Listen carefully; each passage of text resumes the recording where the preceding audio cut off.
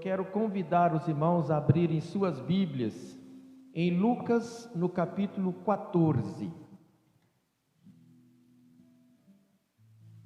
Lucas, vou pedir para acender essa daqui também. Lucas, no capítulo 14. Nós vamos ler a partir do verso 15, tá?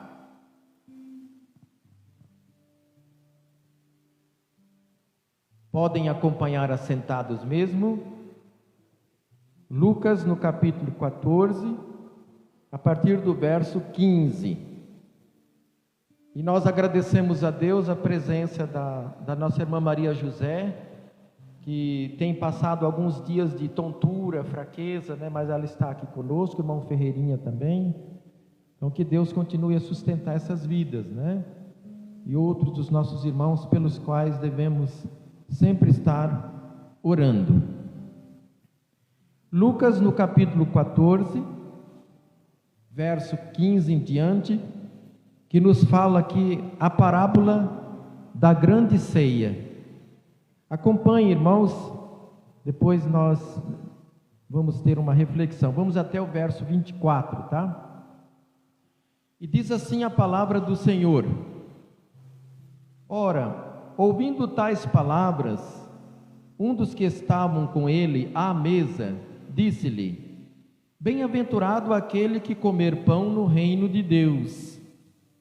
Ele, porém, respondeu: Certo homem deu uma grande ceia e convidou a muitos. À hora da ceia, enviou o seu servo para avisar os convidados: Vinde, porque tudo já está preparado. Não obstante, todos a uma começaram a escusar-se. Disse o primeiro: Comprei um campo e preciso ir vê-lo. Rogo-te que me tenhas por escusado. Outro disse: Comprei 5 juntas de bois e vou experimentá-las. Rogo-te que me tenhas por escusado. E outro disse: Casei-me e por isso não posso ir. Voltando o servo, tudo contou ao seu senhor. Então, irado, o dono da casa disse ao seu servo: Sai depressa para as ruas e becos da cidade e traze para aqui os pobres, os aleijados, os cegos, os coxos.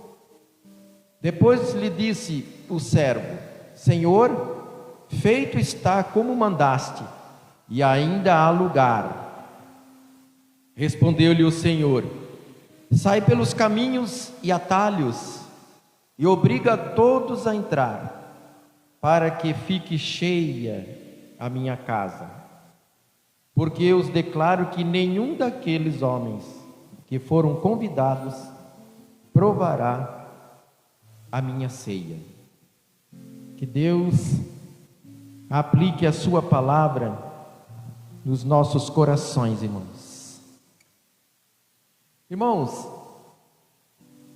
nesse texto quando nós lemos esse texto, logo pensamos nesta grande ceia, e o próprio texto traz como o título, né?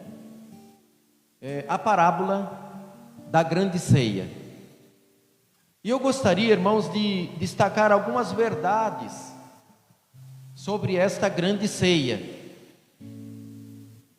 para a qual, nesta parábola, muitos foram avisados, né? Interessante que o texto, ele diz assim que o servo deveria avisar os convidados. Então significa que eles já haviam sido convidados. Bastava apenas avisar.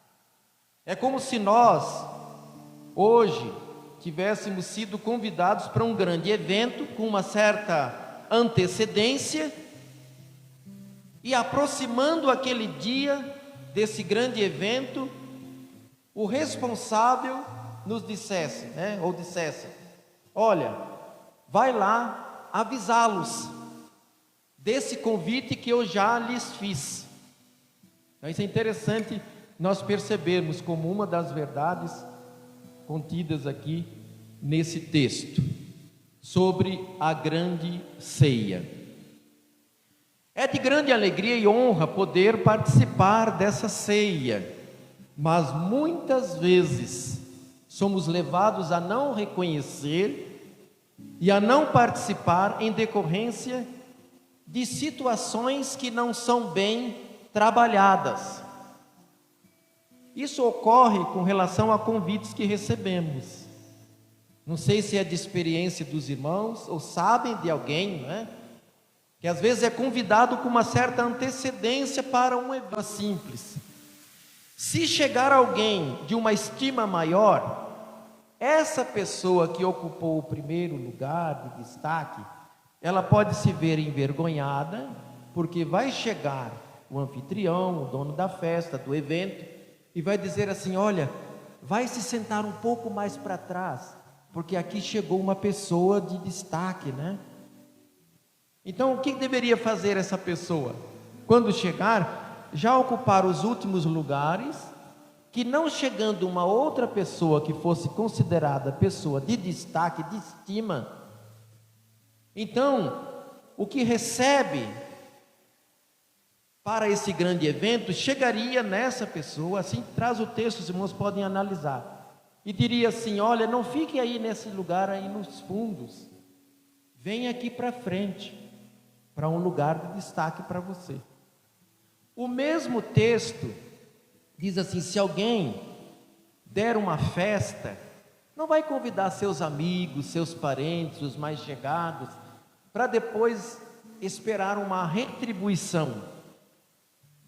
Quando vai dar uma festa, procure os pobres, procure os necessitados, procure os aleijados, os coxos, porque não vai esperar deles retribuição. A retribuição e a bênção virá de Deus. Tudo isso é para nós irmos compreendendo o valor desta grande ceia, porque veja, irmãos, Deus nos preparou esse grande evento, esta grande ceia. Nós não teríamos como retribuir a Ele, mas Ele preparou, tudo já está preparado, não precisa preparar mais nada, tudo já está preparado.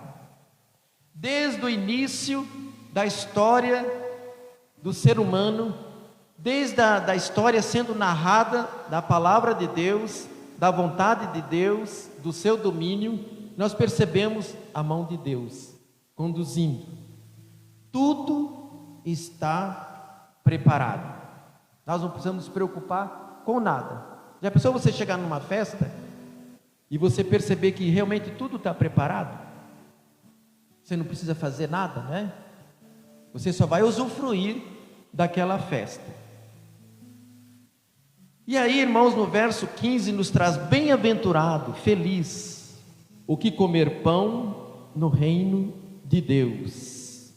Certo homem, e aí começa a narrar essa parábola da grande ceia. Vamos ver aqui algumas verdades. Certo homem, Deus, então personificando Deus, convidou a muitos. O que nós entendemos dessa parte? Convidou a muitos.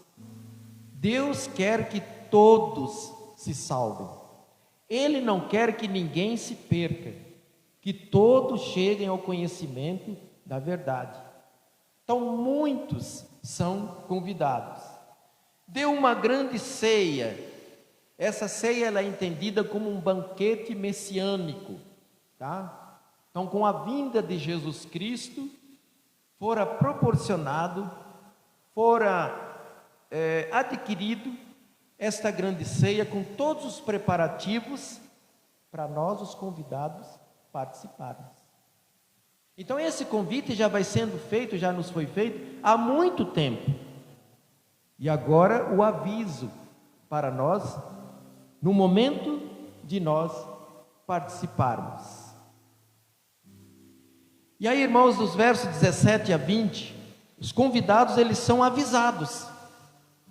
Quem foram os primeiros convidados? Quando a Bíblia diz que ele veio para os seus e os seus não o receberam, os próprios judeus.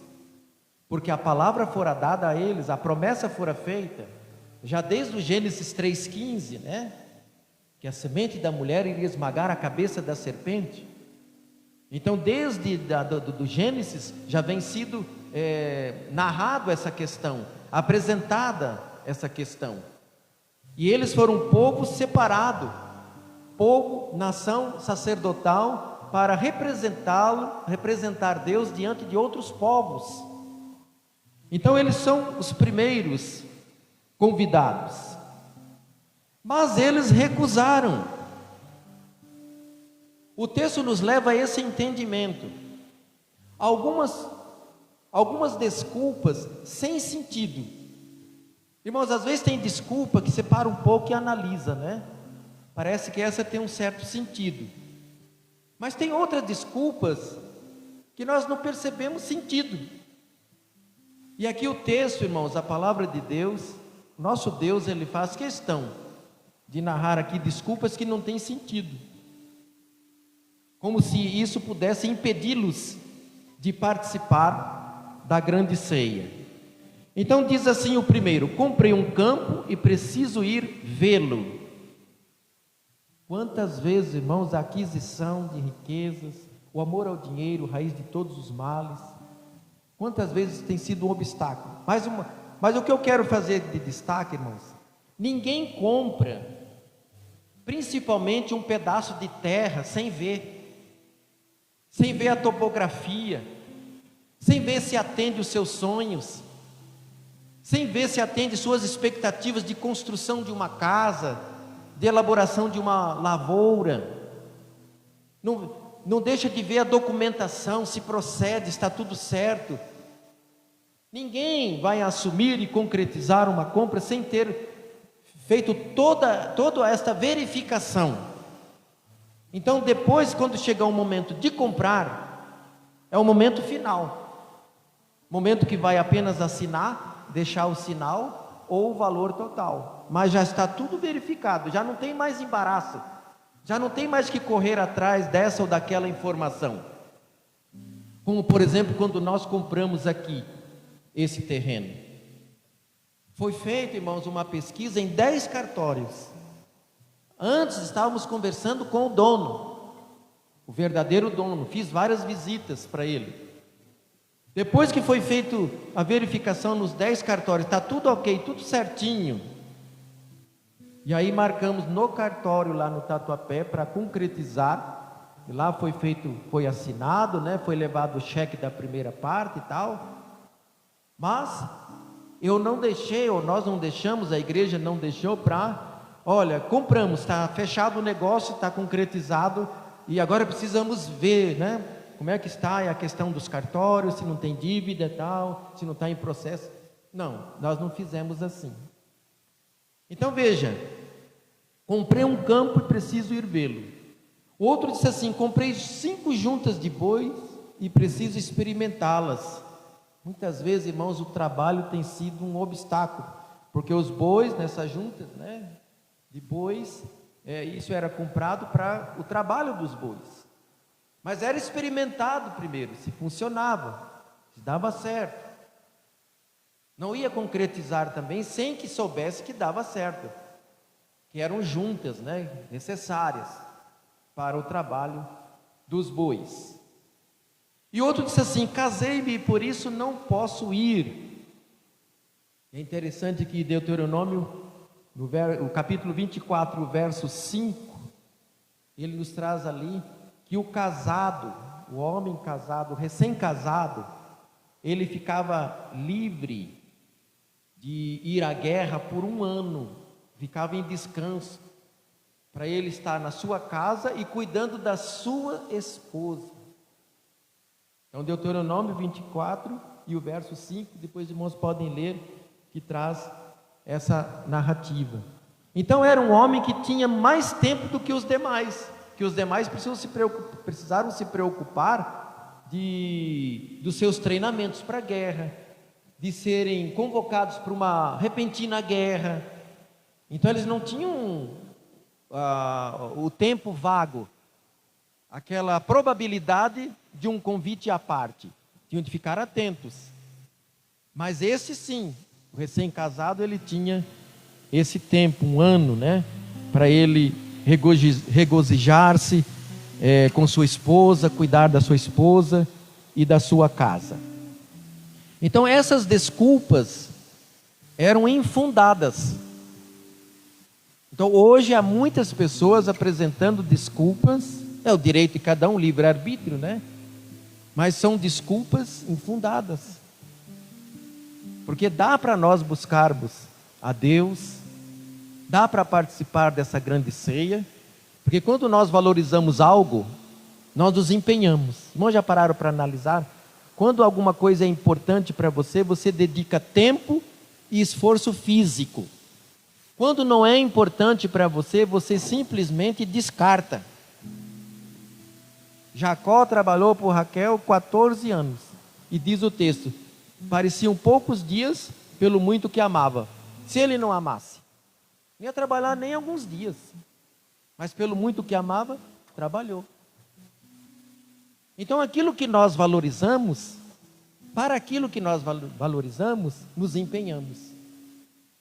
Quando nós não valorizamos, descartamos. Então, por exemplo, eu não sinto assim o desejo de ficar jogando bola, por exemplo. Então não é meu interesse. Eu também nem me preparo, nem me empenho, nem separo o tempo para jogar bola, porque não é meu interesse. Agora, se fosse meu interesse, eu separaria tempo. Eu ia arrumar um tempo de alguma maneira para estar lá jogando bola. 1 ou 2 vezes na semana. Mas eu não tenho interesse, então não separo o tempo. E se alguém disser, você pode jogar bola tal dia? Eu falo, não, eu já tenho outra coisa para fazer. Porque não é o meu interesse. Então, irmãos, aquilo que nós valorizamos, nós corremos atrás. Nós nos empenhamos. Então precisa, irmãos, fazer uma verificação daquilo que está na nossa vida, daquilo que realmente valorizamos. Precisamos fazer, parar um pouco e verificar como tem sido a minha ocupação. Então, coisas que eu valorizo. De repente tem outras coisas que são importantes também, das quais eu necessito, mas simplesmente não tenho dado atenção até agora. E precisa dar atenção. E aí me empenhar. Então todos nós, como bons mordomos, que Deus assim nos incumbe, devemos assim fazer. Irmãos, o verso 21 nos traz a oportunidade estendida aos gentios. Sai pelas ruas e becos, todos os lugares, buscando os mais necessitados. Porque Jesus Cristo, Ele deixou bem claro, eu não vim para os sãos, eu vim para os doentes. Então os primeiros convidados começaram, a apresentar desculpas e tal, para não participar. E o Senhor então, daquela grande ceia, daquele grande evento, sai pelas ruas convidando os outros, os necessitados. E Jesus Cristo, Ele veio, irmãos, para aqueles que são necessitados. Somos todos nós. Todos nós temos um tipo de necessidade. Todos nós. E a necessidade maior é a necessidade espiritual. Que Jesus Cristo, Ele veio, tomou o nosso lugar na cruz, pagou o alto preço para resolver a nossa maior questão, a nossa principal questão, de estarmos perdidos e agora podemos ser reconciliados. Então Ele veio para cada um de nós. E na nossa vida, de um modo geral, temos várias necessidades. E o nosso Deus quer suprir as nossas necessidades. Aquilo que nós precisamos, fisicamente, emocionalmente, nosso Deus, Ele quer suprir tudo isso. Então somente busquemos, e busquemos com fé. Então sai aí e busca, Vai buscar os necessitados. Vai buscar todos eles. E aí destaca os pobres. Porque Deus quer dar a maior riqueza, que é a riqueza espiritual. Os cegos. Irmãos, o Deus desse século cegou o entendimento dos incrédulos. Quantos ainda estão cegos? Se nós pensarmos, irmãos, na importância de buscarmos ao nosso Deus, que nós só temos a ganhar, isso é compreendido por nós, né? Porque veja, irmãos, a palavra de Deus, ela registra um grande e longo discurso da parte de Jesus Cristo, e as pessoas foram saindo, né? Foram saindo ali aos poucos, saindo um a um. E aí Jesus disse assim para os seus discípulos: e vós quereis retirar-vos também? E Pedro disse assim: para quem iremos? Só tu tens as palavras de vida eterna. Nós compreendemos isso. Irmãos, nós ficamos a pensar, aquele que é materialista, aquele que é um ateu, você vai falar da existência de Deus, ele não aceita. Mas se ele só tem a ganhar, até por conveniência ele deveria dizer, porque são pessoas bem informadas, né? Poderia dizer assim: vai que Deus existe. Então agora eu quero fazer uma oração, dizendo: Senhor, se tu existes mesmo, eu quero uma prova da sua existência, eu quero sentir e recebo no meu coração. Porque só tem a ganhar. Nós compreendemos isso. Mas a pessoa que está envolvida com a incredulidade, ela não percebe, por causa das trevas que existem. Então ela não percebe isso, mas nós compreendemos. E aí, irmãos, traz o aleijado, que tem uma mutilação física. O pecado nos causou esta mutilação, né? Porque, irmãos, nós somos criados perfeitos, mas quando chegou o pecado, fomos alcançados por esta mutilação. Precisamos ser recuperados por Jesus Cristo. O coxo também, manco, incompleto, só Cristo nos completa. Somente Cristo nos completa, né? Somente Cristo. Tá? E o verso 22, ainda há lugar. E aí nos faz lembrar: na casa de meu Pai há muitos lugares. É interessante que às vezes um evento é marcado, uma festa é marcada, né? E tem ali uma quantidade de pessoas. Você vai alugar um salão para festas, né? E o dono do salão diz assim: olha, aqui a capacidade é para 120 pessoas. Se você trouxer um pouco a mais, até umas 10 a mais ainda dá. E aí vem outros interessados naquele evento, naquela grande festa. Você já convidou 120 e vem mais ali uns 20, uns 15 ou 20, né? E aí se vê naquela dificuldade. Mas para esse grande evento, essa grande ceia, há muito lugar. Porque Jesus Cristo, ele deixou bem claro: na casa de meu Pai há muitos lugares. E se não fosse assim, eu vou-lo teria dito: vou preparar-vos lugar, para que onde eu estiver, estejais vós também. Então ele preparou, irmãos, o sacrifício dele é suficiente para salvar todo o que crer, todo. Hoje nós estamos na casa dos 7 bilhões e meio ou 8 bilhões de habitantes, né? E quantos já passaram por esta terra? Se todos crescem, irmãos, haveria lugar ainda ali no céu, e haveria mais lugares ainda. Não há limitação de lugar. Então essa é uma outra grande verdade desta ceia que Deus preparou, essa grande ceia. Sai pelos caminhos e atalhos e obriga-os a entrar. Irmãos, muitos chegarão a essa ceia em decorrência de dificuldades diversas. Você já tem conhecido pessoas assim? Que aparentemente tudo está bem na vida dela. Tudo está bem. Ela está trabalhando, ela tem filhos, ela tem carro, ela tem casa, ela tem suas diversões. E aí você vai falar com ela, às vezes ela chega a pensar: mas eu estou bem, não preciso de mais nada. E aí o nosso Deus permite que algo aconteça para que aquele coração seja trabalhado. Por isso que Eclesiastes nos traz que vale muito mais ir na casa onde há luto do que onde há festa, porque onde há luto se vê o fim de todos os homens. Então, na hora da enfermidade, todos vão se entregar e vão amolecer o seu coração. Na hora da perseguição, na hora da morte, na hora do desemprego, na hora das dificuldades, vão perceber: olha, eu não sou assim aquele super-homem que eu pensei, e as coisas não estão tão boas assim como eu pensei. Eu preciso de algo maior, eu preciso de Jesus Cristo. E muitos irmãos, quando nesse texto diz assim: olha, agora sai aí por todos os atalhos, por todos os lugares, força-os a entrar. Dá para entender isto. Que saiu para convidar e tinha aqueles: é uma grande ceia. Mas aqui eu também estou tendo uma grande ceia, também está tendo uma festa. Na minha casa também está muito legal para ficar.